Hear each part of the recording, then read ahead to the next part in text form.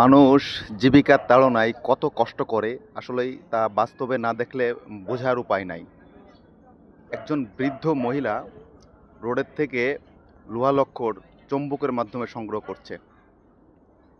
তাতে কি হচ্ছে, সমাজের জন্য, রোডের জন্য, মানুষের জন্য ভালো হচ্ছে, একদিকে ওনার একটা পরিবার চলে যাচ্ছে।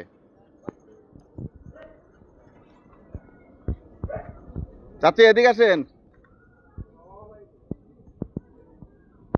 আমরা একটু কথা বলে দেখি ওনার আসলে আপনি যে প্রতিদিন লোহা লক্কর তৈরি করতেছেন, সংগ্রহ করেন, কেমন তাতে কেমন আপনার প্রতিদিন?